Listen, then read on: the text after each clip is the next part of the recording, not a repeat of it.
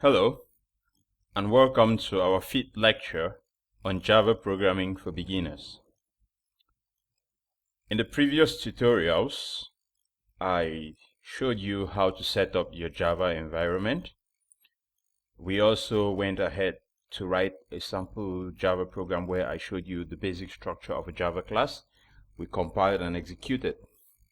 Now, with that knowledge, we are going to start looking at several components. We are going to look at bits of components that make up an entire Java program. So in this video, we will be looking at Java keywords, data types, variables, and constants. Now, Java keywords. You're going to hear people using keywords or reserved words or something similar when they say that it all refers to the same thing.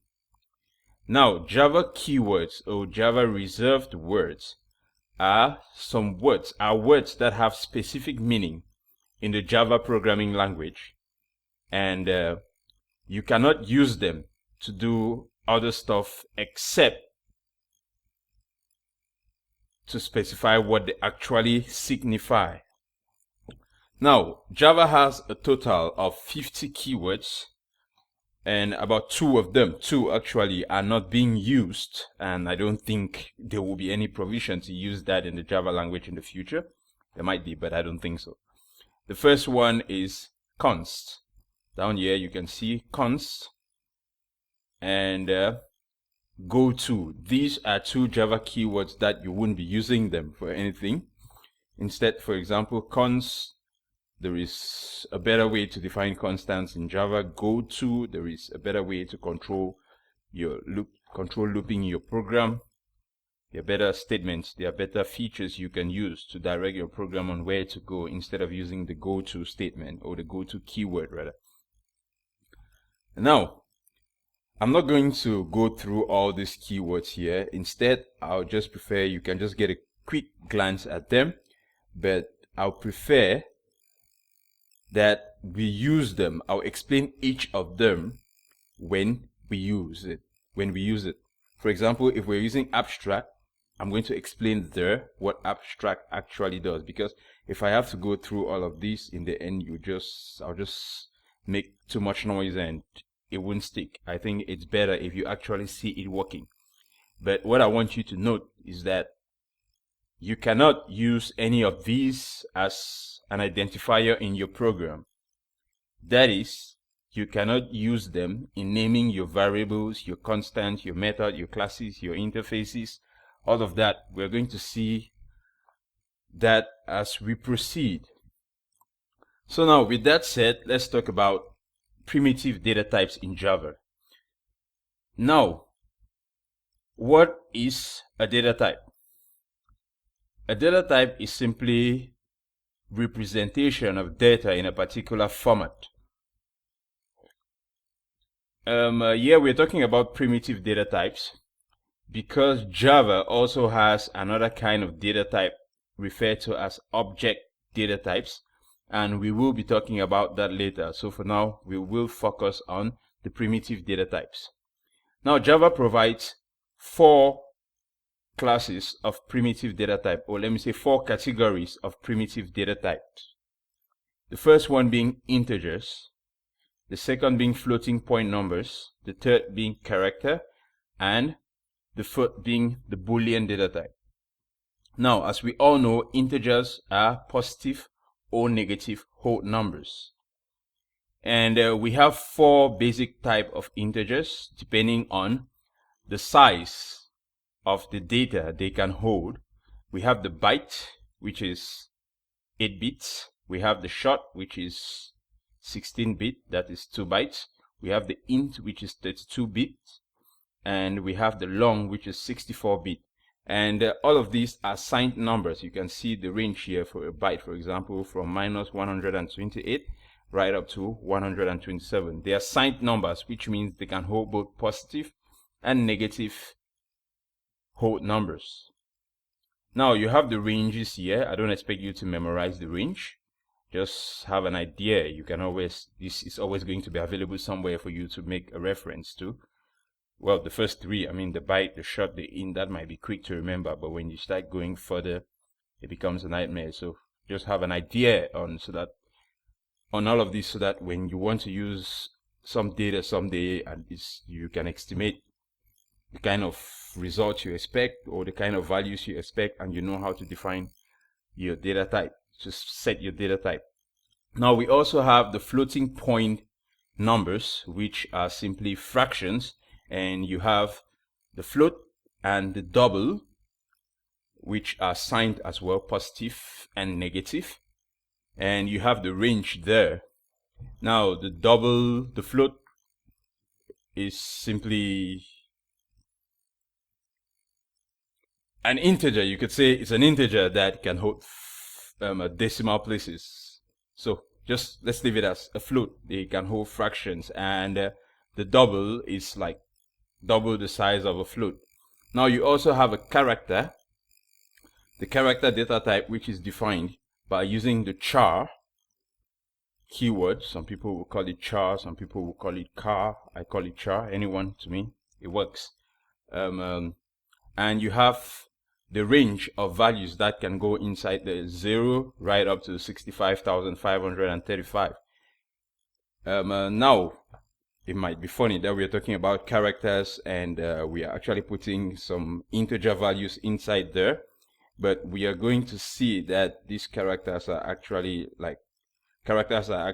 represented by some code, and that's what we refer to here. You will also see that the character can actually be treated as an integer later on when we go further into our course. Now you also have the Boolean data type, which can hold either true or false, nothing else. In some other languages like PHP, you're going to see it holding either 1 to represent true or false to represent a 0. Now in Java, sorry, I made a mistake here. This is actually supposed to be a lowercase b. There's no doubt there is, when we talk about wrapper classes, we're going to see the object representations of all of these primitive data types, but Boolean, yeah, to define the data type in Java is supposed to be lowercase b, not the uppercase. The uppercase actually refers to the wrapper class. So, well, we'll see that. So this is a mistake. Now on this slide, I have the different primitive data types, and I have the default values that can go inside. So we're going to see variable definitions later on in this video, and well, we're going to be defining our variables in our program. For now, primitive variables of the primitive data type. There's no doubt we're going to talk about object references later, but for now we're going to define our variables using any of these primitive data types. And on the second column here, I have the default values for each of these. The byte has a default value of 0, the short, the int all have a default value of 0, the long has a default value of 0. Now I've put an L here. The L is actually just to explicitly specify that this is a long. But if you define a variable of type long and you put in a 0 without the L, it's going to go fine, because it's going to look at the type of variable and knows that, and instantly Java knows it has to treat this as a long. But you can explicitly add this so that somebody reading your code might find it a lot clearer. Now you can also use a lowercase l here. I just prefer using uppercase L because the lowercase l looks like a 1 and it might be a little confusing. Now you also have the float data type. Floats, like I said, they are fractions, which means they hold some decimal places. And you have 0.0, which is the default, and you can also put an F for the float to explicitly specify it is a float, and you can put a D in here, right here, to explicitly specify it is a double. But if you don't do that, once you define a variable of any type, and it's going to take up the default. There's no doubt later on we'll see that this default actually applies to what is known as instance variables. and it would not apply to local variables, because when you actually declare a local variable, you need to explicitly initialize it. In our next slide, we're going to talk about that. Now you have the char, and the default value is this, which is an empty character, nothing actually. So, and lastly, you have the boolean, which holds a default value of false. Now, let's talk about variables and constants. What is a variable? A variable is a piece of memory location that can contain data of a specific data type. Now, Java is a strictly typed language. You're going to hear that a lot. Java is a strictly typed language. That should be one of your key features, one of the key features you have in mind when you are writing a Java program. If you're coming from a language like if you're coming from a language like PHP, then you would have noticed that you can declare a variable and you put an integer in it. Later on, you put a string. Later on, you put a character. Later on, you put a float. You go back to a string. The next time, you put an object, and it's going to work just fine. Java requires you to explicitly tell it what kind of value you will be storing in a variable. We're going to look at that shortly. But for now, in Java, we actually have different kinds of variables, three main kinds of variables. And the first one are we have instance variables, we have local variables, and we have class variables.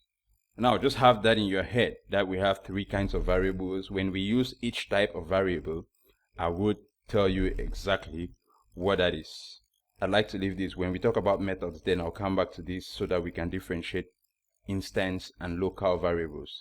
Or maybe, well, we'll talk about that in the next slide as well, when we do some practical work, so you don't have a problem.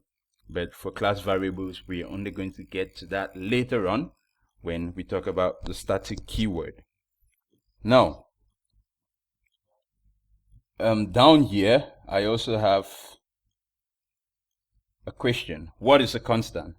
A constant is a piece of memory that can contain a fixed value of specific data type. Now, like we said earlier, a variable is a piece of memory that can contain data value, that can contain a data value of a specific data type. It can contain a data value. Like the name goes, it's a variable, which means you can put something inside, and tomorrow you can change it and put something else inside. The only restriction is it must be of a specific data type. Now, with a constant, we also say it contains data of a specific data type, which means you must specify the type, whether it's an int, a character, a boolean, or any other data type you choose for it to be. But then the value must be fixed, which means, from the word constant, it tells you it does not change. Once you have defined your constants, you can't change it. So have that rule in mind as well, and we're going to see it shortly in application. Okay. Now, since we have talked about variables and constants and we have talked about data types, now let's actually talk about variable declarations and initializations, which simply means how we create the variables and how we store something inside. Now, a variable declaration, like I said, before you use a particular kind of data in Java, you need to define it. Like you need to tell Java, please Java, I need a place to store this kind of data. For example, you want to calculate the average of a student. Now, when you calculate the average, first of all, you need maybe the scores from the different subjects. After that, you need to calculate the average and store it somewhere and use. So, what happens?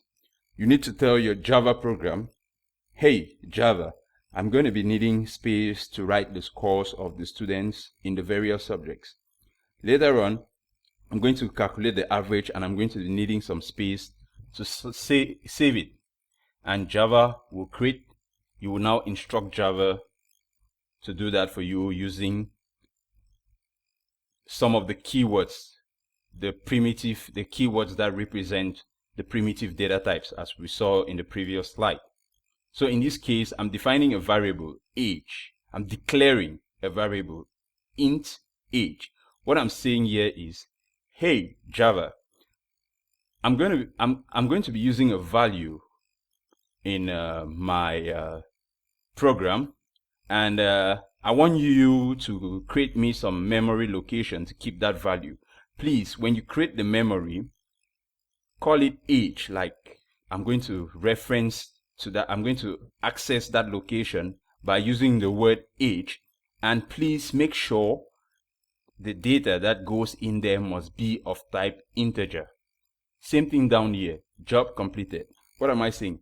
Hey Java, I need to store some value, true or false, in some memory location. That's what you do by saying boolean. And please, I would like to reference that location using the word job completed. So Java will read this. Okay, I'll create memory for you. I'll call it job completed, and I'm going to make sure you can only store true or false inside there. That's what boolean specifies. Same thing, float. Create some memory space, average, and make sure I can only store floating point numbers there. Okay, now on this other side, on the right column here, I say age is equal to 98. Now in Java, when you declare a variable, you must initialize it. Well, this does not actually hold for instance variable. Later on, I'm going to show you an example. When you declare a local variable in Java, it must be initialized. If you don't initialize the local variable, you will not be able to use it. If you try to compile your program with an uninitialized local variable being referenced somewhere, being accessed by some other part of your program will not compile. However, when you create an instance variable, it takes up the default. Like we saw in the previous slide, if you create an int, it's going to have a default of 0. If you create a float, it's going to have a default of 0.0. If you create a boolean, it's going to have a default of false. But this only holds true for instance variables. Once it's a local variable, you must initialize it. So the rule goes, you cannot use a local variable unless it is initialized. And before you use any variable in Java, it must first of all be declared. And this is declaration. This is initialization. Now, there's another way to do all of this. Here we initialize, we declare, and then later on initialize. You can, however, declare and initialize in the same statement. Here I say double distance is equal to 7878.76 D. Like I said, D is just to specify, to explicitly specify it is a double. Same thing on this other side where I define a variable height. I'm just explicitly saying it's a float.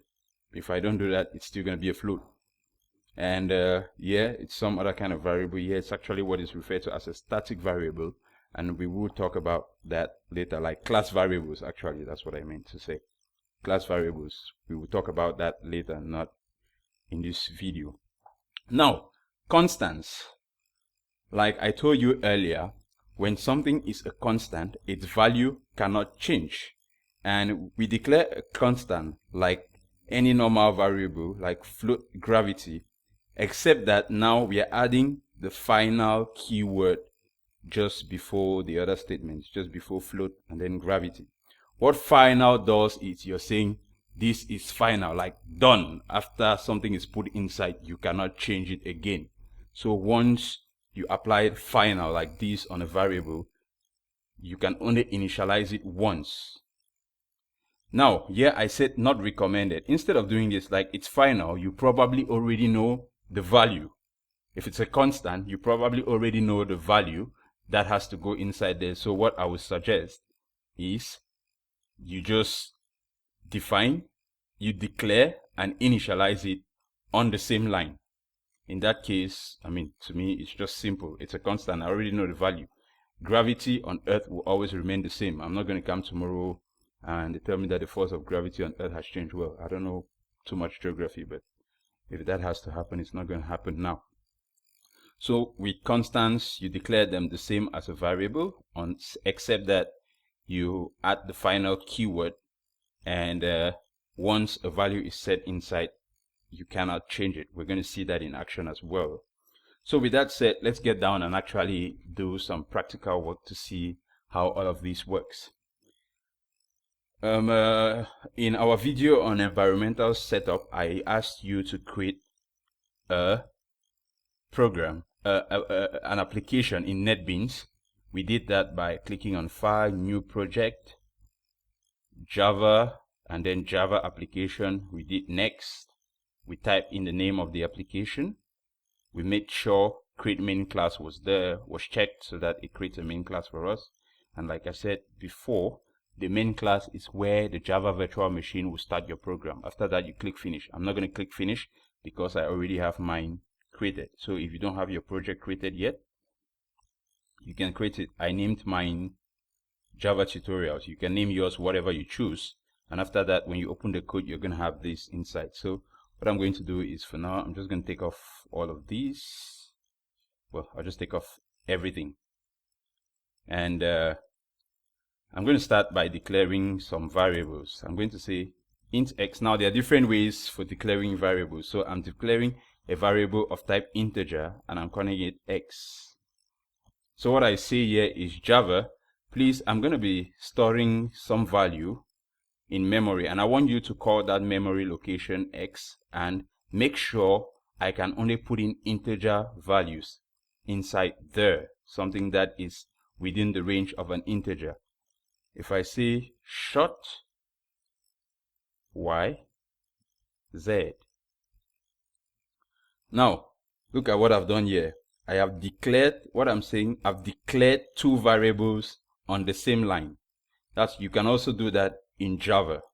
So what I'm saying here is, hey Java, what I'd like you to do is create me some memory locations, or two memory locations, x and y, and make sure, y and z, and make sure what I can actually store in those memory locations will not be more than the size of a shot, or let me say a byte. Still the same thing. It will not be more than the size of a byte, which means you can only save inside y or z, you can only save a number from minus 127 right up to, minus 128 right up to 127. Now let me show you something just to demonstrate that. If I say y later on in an initialization statement, and y is equal to 567. Now, why? This is one of the reasons why I said it would be good if you use an integrated development environment instead of using a simple text editor like Notepad++ or Gedit. You see, the IDE is able to identify that there is something wrong here. If you come here, it's going to give you a hint. Identifier expected. Okay, this is not where I'm supposed to do that. Sorry. That's not where I wanted to demonstrate that. That's a mistake. Instead, it should be here. Yeah. Non-static. Oh, I keep on doing this. I'll write another method down here. Don't worry about what the method is. Public void show numbers, and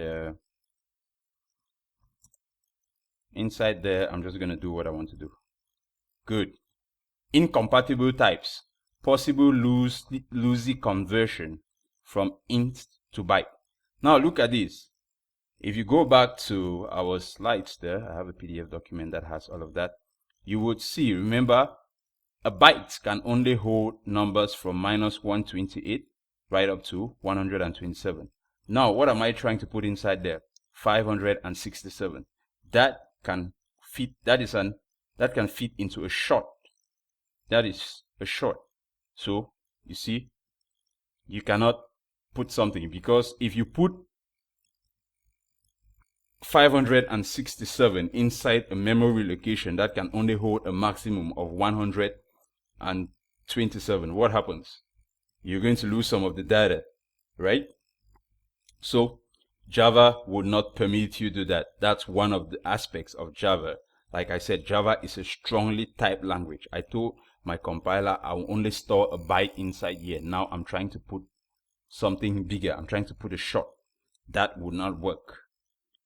Okay, with that said, I'm going to come back up here and just show you another way. Excuse me. I'm just going to show you one more thing. It's equal to 7 is equal to 68 or 67. Now, you can also do this. You can, I'm declaring and initializing, but then I'm declaring multiple variables on the same line, right? This would have been the same as doing something like byte is equal to byte y is equal to 7, byte z is equal to that. But I mean, typing byte over and over again is a little long for me. So what do? I simply shorten that by putting all of them in one statement. But all of these variables must be of type byte. Like you're already saying all of them are bytes. So you cannot expect this to magically turn into an int. You cannot expect y to magically turn into an int. Okay, with that said, I'm going to do one more thing. Float x. You cannot declare a variable twice. Variable x is already defined in class Java tutorials. So once a variable is declared, you cannot declare another variable with the same name. Otherwise, you want to confuse Java. If you are two of you, John, seated in a classroom and your lecturer walks in and he says John, which of the Johns will stand up? Confusion, right? Yeah. So you don't want to do that. Now, just to print out, I want to demonstrate the fact that they take up the default value. So I'm going to define a variable average, and I'm going to do a print here, system.out.println, println, and I'm going to say y is y. Don't worry about what you see there. I just want to demonstrate the variables. I'll explain all of these in another video. And I say average is plus average.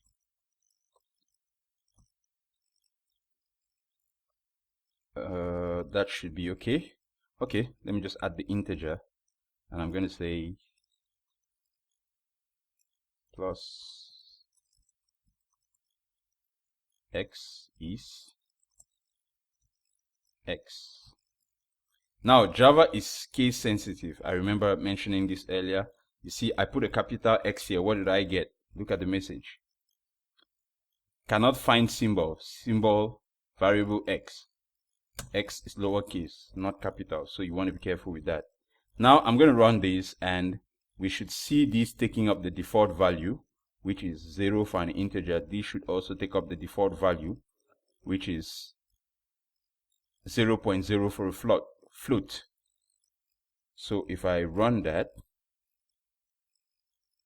ouch, I've not called my function. I'm going to say new Java tutorials dot show.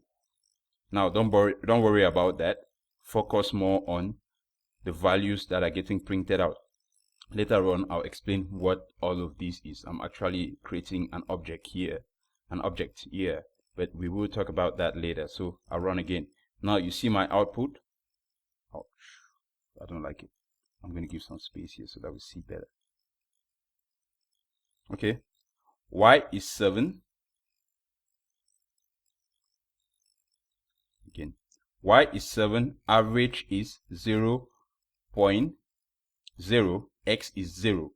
So you see, I initialized y, and that's why I have a value here.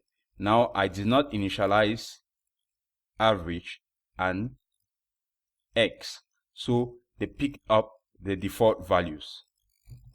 Now look at what I'm going to do. I'm going to try another thing here. I'm going to define another variable, double, no, I'll call it a float. Float score is equal to, I'll leave it like that. Now I'm going to do system.out.println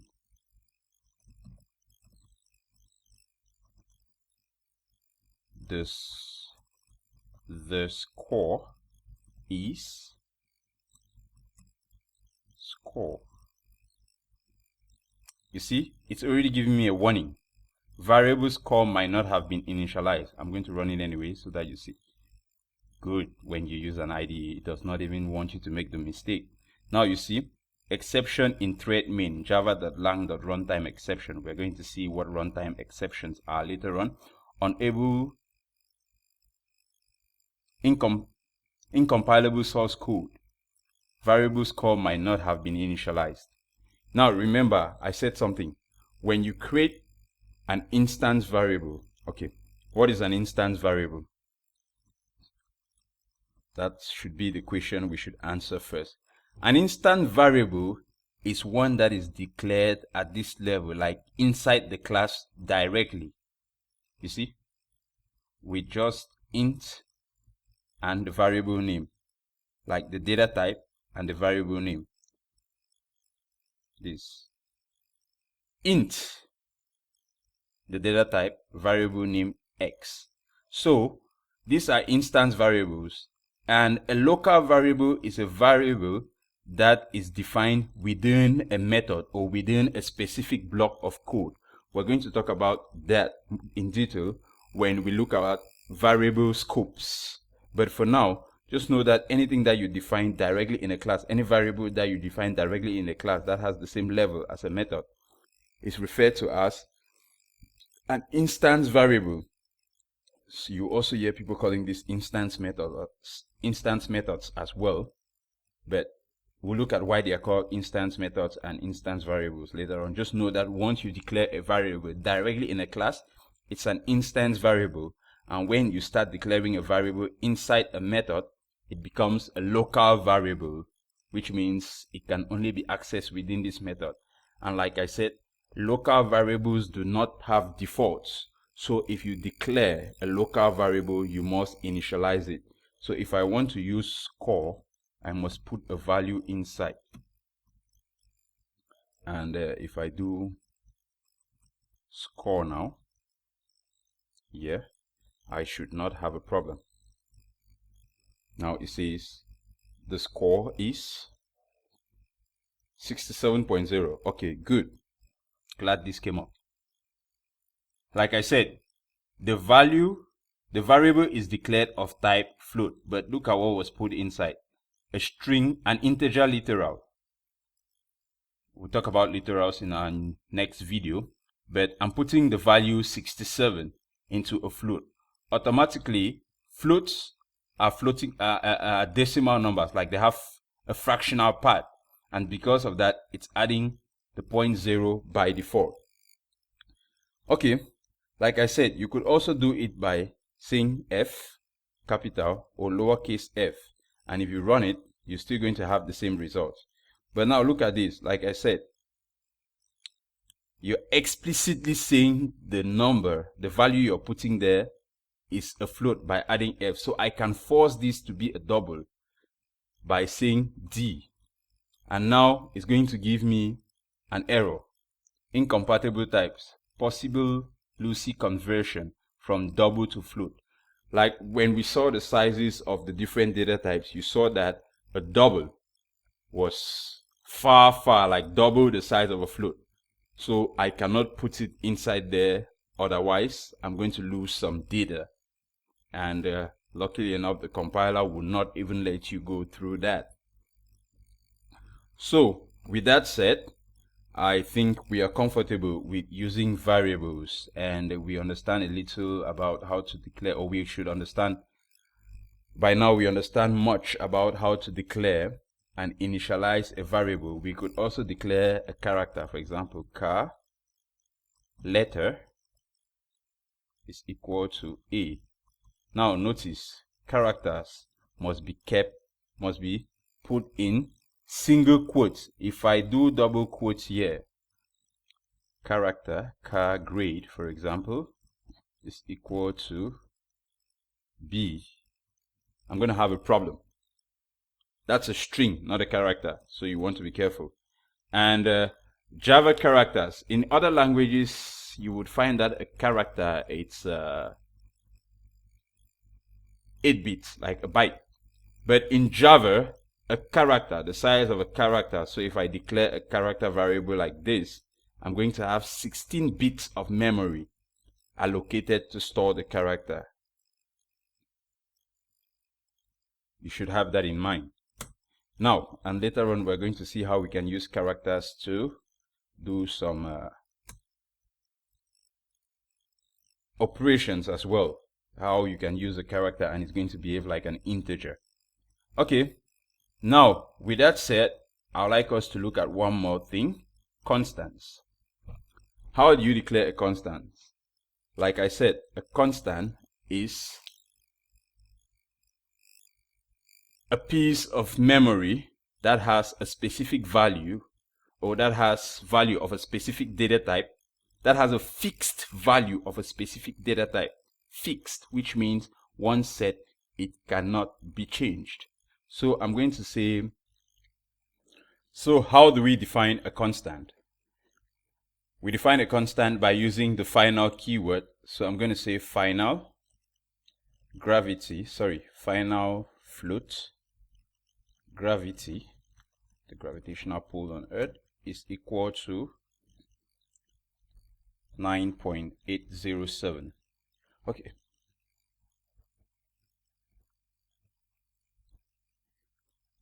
Alright, like I mentioned earlier,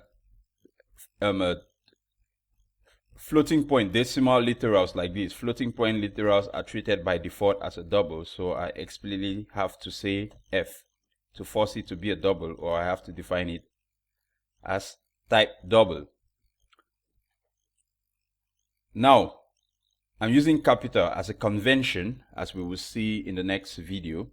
It's always recommended to define constants, to name your constants with capital letters. I'm going to take this off again, and you see. Once you define, now I have an error, and it's going to be something, okay, initialization. Once you define a constant as at the same level as instance variables, you must initialize it explicitly on the same line. Otherwise, you have a problem. Unless you have a constructor to initialize it for you. We'll talk about that later on. So I'm going to leave it at that. But I want to show you one thing. Oh, yeah. I want to show you one thing down here. Like I said, okay, let me take this off first. I put it this way. You see, I have an error. If I try to run this program, it's going to tell me something. Well, run anyway. Variable gravity not initialized. That constant has not been initialized, so I have a problem. So you see that the constant, it's a constant, you know the value. Your compiler cannot assume that is 0. So you need to explicitly put the value inside there. But let me put it back the way it was before.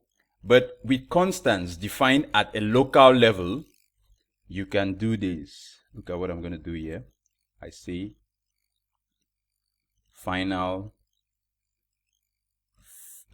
double pi, and I don't initialize. I don't have a problem, right?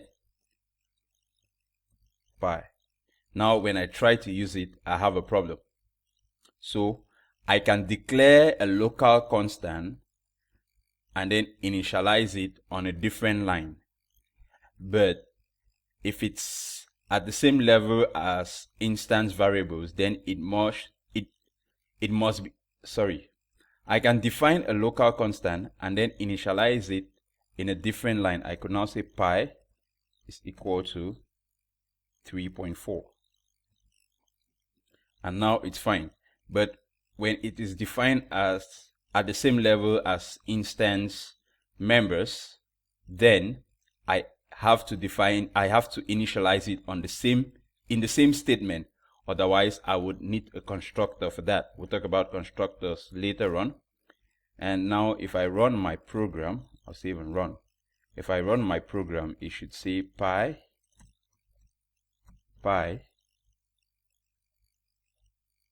is, and the value of pi there,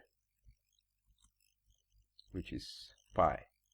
And I can come down here and I see gravity is,